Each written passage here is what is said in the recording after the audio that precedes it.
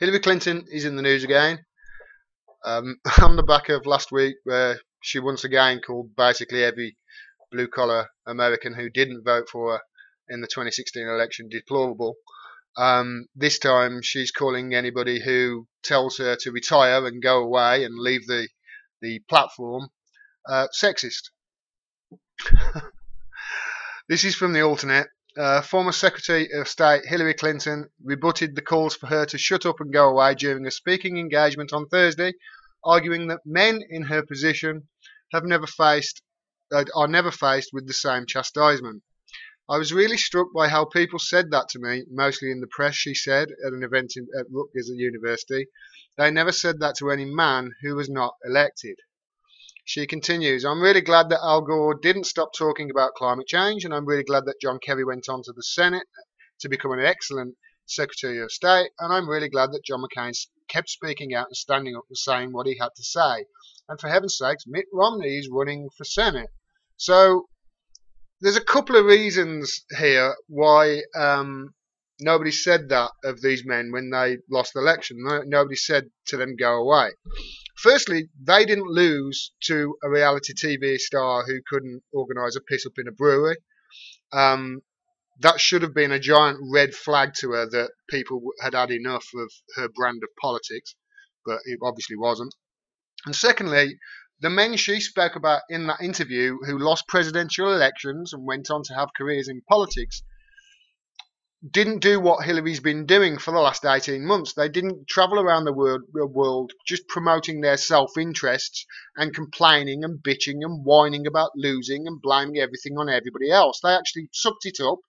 They took it on the chin. They said, okay, I lost.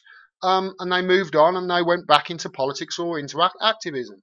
Al Gore dedicated his life to climate change, which I absolutely commend him for. It's something that my listeners will know is very deep to my heart and close to my heart. I think it's the single biggest threat to mankind today, among a lot of threats. John McCain, she said, went on to be a senator. John Kerry did the same thing, and then he became Secretary of State. And Mitt Romney's now running to go for the Senate as well. So they're not traveling the world just trying to sell their stupid book. So whether you agree with them and their policies or not, they actually continue to fight for what they believe in. Hillary Clinton hasn't done that. She hasn't done any of those things. She's gone on to write this stupid book, What Happened, which is the only book that has got a question and the answer on the front cover. Where in it, to be fair to her, she accepted full responsibility, but then she went on to blame FBI, James Comey, millennials, Bernie Sanders, Jill Stein, Democrats, anybody who isn't Democrat, and everybody else in between. And she's doing it all from the outside looking in, bitching and complaining and blaming anybody who didn't vote for her in 2016 rather than look inward as to why they didn't vote for her. The men did that, she isn't. So it's not sexist to say to her, go away. It's people don't like her. I think she's just totally oblivious to that fact. The circles that she moves in must be just people who say yes to her all the time. But and she isn't doing anything that can be thought of as trying to help others. And that's the thing. Everything that she's done since 2016 is totally self-serving. She's just trying to shift the blame away from herself and blame other people for not voting for her. And this is why whenever anybody criticizes her, she immediately plays the sexism or the identity politics card, because she's got no policy that she can fall back on to say, well, this is the way forward. It's all about looking backwards and blaming things on other people rather than looking at herself and saying, what policies could I have actually taken that would make people suck it up and vote for me, sort of thing. But the thing is, Hillary Clinton is not the only Democrat who does this. And like it or not, she's still a Democrat. She's the figurehead of the Democratic Party in my mind and in many people's mind. But other female Democrats within the Democratic Party do exactly the same thing. you may remember this. Donna Brazil said to Jordan, let me get the quote exactly right. She said he badgers women just simply because he asked her a question. She refused to answer it and answered a different question instead. So he asked her again, and then again she tried to deflect, and again he asked her the same question. Then she said, "Oh, you're badgering women." That's not badgering women. That's actually being a good reporter, and it's why I like Jordan Chariton. Say what you like about him, he's a good reporter. Um, Kamala Harris had instances of coming out and saying, "Oh, it's sexist to attack her," when she came to the floor to as the latest DNC chosen one for the 2020 election. You know, people came out and attacked her over her stance over Steve Mnuchin and not prosecuting him when she was the was it Attorney General in California? I've forgotten which one. But then he gave her money to her campaign when she didn't prosecute him, even though there were 100 instances of fraud that she could have prosecuted him on, and her staff said there's probably thousands more. Didn't do it. She got attacked over it, and her supporters came out and said it was sexist. Debbie Wasserman Schultz did exactly the same thing with Barack Obama. Barack Obama was going to fire her as head of the DNC back in 2013, and her plan was not to just say that he was sexist and anti-female, but also say that he was anti-Semitic too. Now, I'm not saying, let me just make sure everybody understands this, I'm not saying that there are not instances of sexism in politics and in America, and in the UK as well. There are. What I am saying is, by playing the sexist card and the identity politics part of card in this way, they are actually harming the fight against sexism. It's the boy who cried wolf.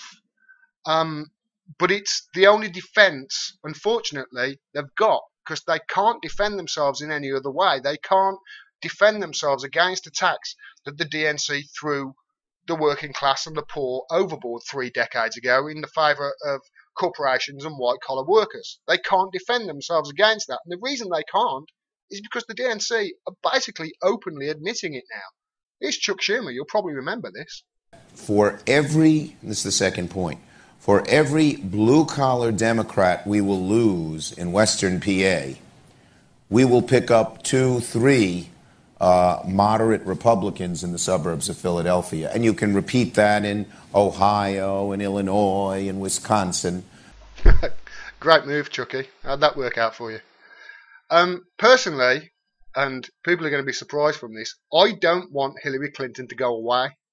I actually want her to continue doing this because, like it or not, she is a figurehead of the DNC. People see Hillary Clinton and immediately the Democrats, that's what she stands for.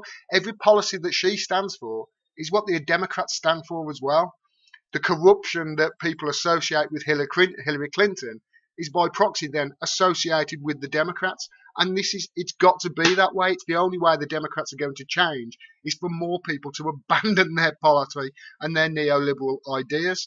And it's the only way, as I see it, of going forward, because they are neoliberal sellouts who don't stand for any policies that could actually affect people in a positive way in America.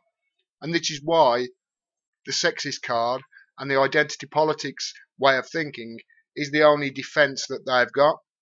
And the more they do it, the more they act this way, and the more Hillary Clinton is in the spotlight, the more people turn to other politicians such as Bernie Sanders, Tulsi Gabbard, Ro Khanna. And it's why these politicians are becoming more and more, well, it's one of the reasons why these politicians are becoming more and more popular. So yeah, stick around, Hillary. You don't realise it, but you're actually helping the progressive cause by just being so awful. That's my opinion anyway. Thanks very much for watching. If you enjoy my videos, please consider throwing me a few dollars on Patreon each month. I cannot continue to do this without your help, and I really appreciate it. If you can't afford a couple of dollars, just share my videos everywhere you can. Just try and increase the audience, and that doesn't just go for me, it goes for any independent media. We really need your help because we are being screwed at the moment by social media silencing our voices. I had one of my subscribers yesterday told me they clicked the bell and 3 times in 1 week, 3 times the bell had been unclicked. So check that you subscribe. Check the bell is still activated, so you get a notification of any more videos I drop. Thanks very much again, and until next time, peace and take care.